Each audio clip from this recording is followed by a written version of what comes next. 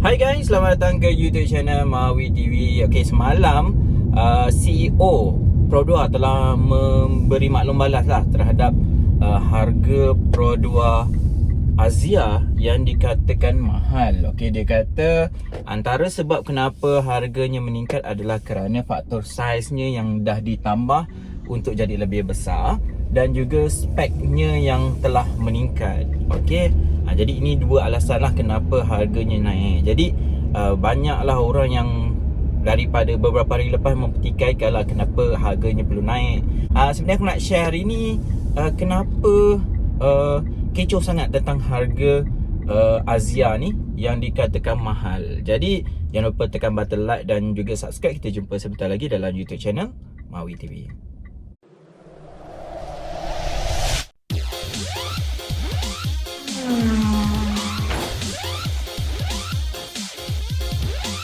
Okay guys, aku rasa Pro2 macam silap sedikit strateginya dengan meletakkan Azia ini kepada harga yang lebih premium dan spek yang lebih premium. Betul, harga tu naik kerana spek tu juga meningkat. Tetapi aku rasa ini strategi yang kurang tepat. Walau bagaimanapun, aku percaya Azia ni akan tetap orang beli, sebab ianya adalah sebuah produk Pro2. Orang akan tetap beli. Okay, walaupun aku rasa strategi itu adalah strategi yang silap. Jika kenaikan tu disebabkan oleh faktor saiz, aku pelik kenapa Pro2 perlu besarkan saiz Azia. Okay, sedangkan matlamat dia sepatutnya adalah golongan sasar dia adalah golongan-golongan tertentu lah. Nanti aku akan ceritakan pula lepas ni. Okay, jadi kalau orang tu nak kereta yang lebih besar, dia ambil lah Myvi. Jadi kekalkan Azia ni pada saiz yang sedia ada. Aku rasa dianya dah cukup selesa berbanding dengan dulu kancil, kemudiannya Viva. Azia ni adalah saiz yang agak besar dah. Aku rasa dah cukup untuk sebuah keluarga kecil, berpendapatan rendah dan sebagainya, ataupun individu bujang yang nak kereta pertama. Okay, jadi aku rasa ianya sudah memadai. Jadi tak perlu dibesarkan lagi saiz itu, kemudian menggunakan alasan itu harganya naik. Aku rasa tak wajar. Kita tak perlukan kereta yang besar pun. Sepatutnya makin dikecilkan pun aku rasa okey, supaya harganya kekal relevan rendah. Okay, kemudiannya aku rasa lebih baik dikekalkan Azia ni sebagai kereta mesra poket, mesra rakyat. Okay, walaupun mungkin dia terpaksa mengurangkan teknologi lah, tapi aku rasa taklah mengurangkan. Masih cuma bezanya adalah ia tak menyertakan atau melengkapkan Azia ni dengan spek-spek teknologi yang paling terkini lah. Paling kurang asas tu adalah contoh macam airbag, sampai 6 airbag. Wajar ke untuk kereta saiz kecil ni? Aku rasa dari segi keselamatan, ya betul, orang akan ni. Tapi expander aku naik ni 2 airbag je kot. Okay, kalau tak 4 pun aku rasa dah cukup baik untuk sebuah Azia yang relatifnya akan dipandu secara sederhana 100 km gitu je lah. Okay, jadi aku rasa tak perlulah ditingkatkan speknya sampai begitu terkini sehingga harganya jadi tak masuk akal. Dan kemudiannya jangan pula downgrade kan, jangan pula sampai bagi tombol tingkat manual. Okay, jangan jadi ianya sebagai bahan gelak ketawa orang pula. Pada aku, just cukup untuk sebuah kereta moden yang ada spesifikasi minima yang terkini untuk sebuah Azia supaya harganya masih lagi relevan. Okay, boleh dikekalkan di bawah 35 ataupun lebih sikit daripada 30.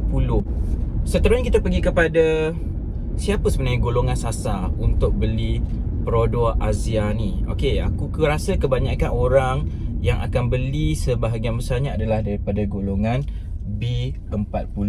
Betul, B40 ni kau bagi Honda pun dia nak. Tapi yang dia mungkin mampu untuk beli untuk sebuah keluarga yang berpendapatan rendah ni adalah Azia lah. Okay, jadi aku rasa ini golongan sasar yang utama. Yang kedua, kereta ni selalunya dibeli oleh ibu bapa untuk diberi kepada anak mereka nak masuk college. Okay, contoh kawan aku ada beberapa orang yang anak dia dah start habis SPM, dia dah start nak fikir nak beli kereta apa ke anak aku. Okay, aku nampak situ, okay, ini adalah kereta yang diberikan oleh ibu bapa kepada anaknya untuk bawa pergi college. Jadi sebenarnya tak perlu pun bawa pergi college ni kereta yang high tech sangat. Okay, kalau kau nak high tech, kau beli kereta yang betul-betul wow lah. Kenapa beli kereta kecil tapi dengan spesifikasi yang paling lengkap dekat pasaran? Tak perlu pada aku. Jadi budak ni pun pergi kuliah ni, kalau kau bagi kereta pun dah dia anggap wow dah. Tak perlu pun bagi kereta yang advance sangat. Jadi sebab tu kenapa Azia ni menjadi pilihan ibu bapa untuk bagi anak dia yang nak ke college. Dengan target dia, harga dia adalah harga yang paling murah lah. Itulah niatnya. Kalau harga dia mahal, baik dia bagi Myvi, kan? Okey, seterusnya yang ketiga, sasarannya adalah untuk orang yang gunakan kereta ini untuk perjalanan jarak dekat dan sederhana lah. Contohnya macam kegunaan harian lah, pergi office, okey, kemudian pergi pasar, kemudian hantar anak pergi sekolah, untuk suri rumah. Dan ianya bukan kereta utama untuk long distance punya perjalanan. Dia lebih kepada dalam kereta tu mungkin yang naiknya 3-4 orang saja dalam satu masa. Okey, jadi kereta ini adalah kereta yang digunakan untuk jarak dekat, untuk kegiatan harian yang hanya fokus dari point A kepada point B je. Okey, contoh nak pergi kerja, tak perlu kereta selesa pun. Yang penting kau sampai kat office dalam masa yang ditetapkan, enough, cukup. Okey, itu yang kita kena ingat kenapa orang beli Azia ni. Okey, lain satu, orang beli juga kerana penjimatan dia lah. Okey, orang beli sebab dia ni kecil, saiznya kecil, compact, enjinnya kecil, jadi minyak dia jimat. Sebab tu orang beli untuk pergi pejabat, kegunaan harian hari-hari ni. Okey, ni adalah sebenarnya golongan-golongan sasar dia. Okey guys, aku cuba untuk menjawab kenapa sepatutnya Azia ni dijual pada harga yang rendah. Okey, sebab kita ni di Malaysia ni perlu ada sebuah kereta yang mampu beli oleh semua orang. Okey, jadi Azia ni adalah pilihan yang kita nampak, pilihan yang paling sesuai lah, ideal. Okey, kerana ianya murah. Okey, kalau macam dulu India buat Tata Nano ke apa nama kereta tu, tapi disebabkan terlalu kosong, memanglah dia boleh jual harga belas ribu, tapi terlalu kosong sampai tak function. Okey, tak perlu, tak guna juga. Jadi kita perlukan sebuah kereta yang munasabah. Contoh di Indonesia, tak silap aku, Azia versi sana ni, Daihatsu ataupun Toyota, sampai tak ada aircon. Okey, jadi aku rasa itu tak masuk akal pula. Okey, pada aku yang penting basic ada dan dianya sesuai untuk kenderaan masa kini, tak perlu canggih, dan sesuai untuk dibawa ke point A dan point B. Jadi aku rasa tak perlu spek-spek yang terlalu padu untuk sebuah kereta marhai ni lah pada aku. Kedua, faktor saiz. Ianya adalah antara kereta yang paling kecil yang ada dekat pasaran Malaysia. Tu yang aku tak faham kenapa Pro 2 nak membesar-besarkan lagi kereta ni. Cukuplah dengan saiz itu. Sebab tujuan sasar dia itu, orang nak beli pun sebab saiz dia kecil, sebab dia compact, senang nak dipandu, senang nak parking.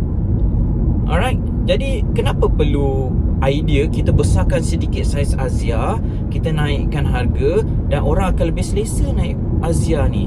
Kau nak selesa, janganlah beli Azia.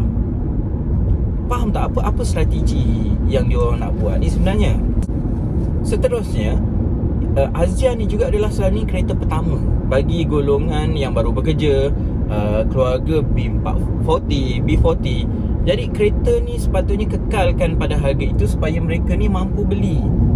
Kita ada satu kereta mampu beli oleh rakyat ataupun mereka yang baru mula bekerja, yang pendapatan rendah. Ini kita belum-belum pun nak hasilkan sebuah kereta yang canggih.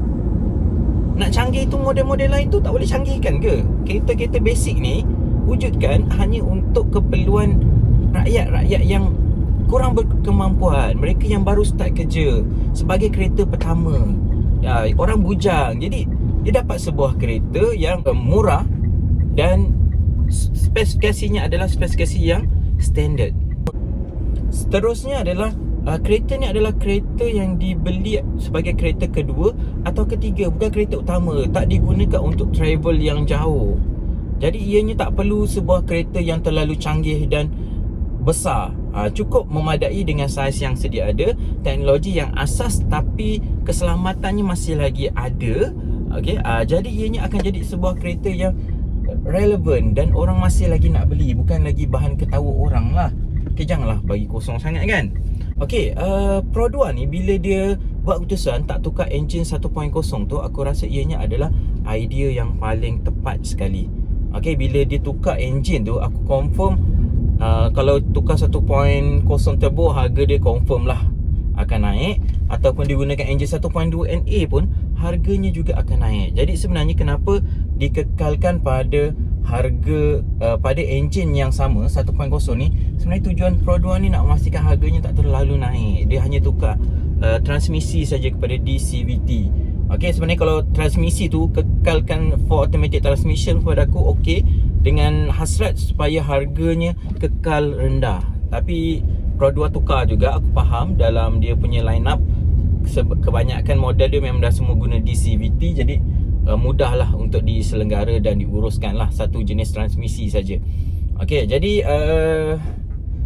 aku rasa kesimpulan dia tak wajar untuk Pro 2 gunakan strategi naikkan harga kereta ini dengan tujuan dengan alasan saiznya telah bertambah. Aku rasa kau tak perlu buat saiz kereta yang besar pun untuk Azia ni. Kekalkan dia pada saiz yang asal. Dan tak perlu spesifikasi yang terlalu tinggi, yang advance sampai ASA, PSDA segala. Tak payah aku rasa. Dan cara lain adalah aku cadangkan untuk Pro 2 bekalkan versi manual. Aku pun rasa macam tak perlu pun manual ni. Okay, sebenarnya wujudkan satu lagi basic spec atau standard spec di mana teknologi yang tak diperlukan ni dikeluarkan. Okay, dapatlah sebuah kereta yang mungkin harganya nanti di sekitar 30, 31 macam tu. Okay, jadi buang segala-segala teknologi yang rasanya tak diperlukan. Yang orang beli kereta ni hanya untuk perjalanan pergi pasar, untuk ambil anak, untuk perjalanan jarak dekat sahaja. Jadi kalau kau rasa kau nak beli kereta ni just untuk ke point A ke point B, okay, beli yang basic spec. Tapi kalau kau beli untuk nak dapat teknologi, aku rasa okey je lah, korang kena bayar lebih lah. Tapi paling kurang wujudkan satu spek asas, okey, yang tak terlalu asas lah sampai jadi bahan ketawa. Okey, pada aku spek yang memadai. Okey, jadi itu je aku nak share. Jangan lupa tekan button like dan juga subscribe YouTube channel Maui TV. Kita jumpa lagi dalam video seterusnya. Assalamualaikum. Bye.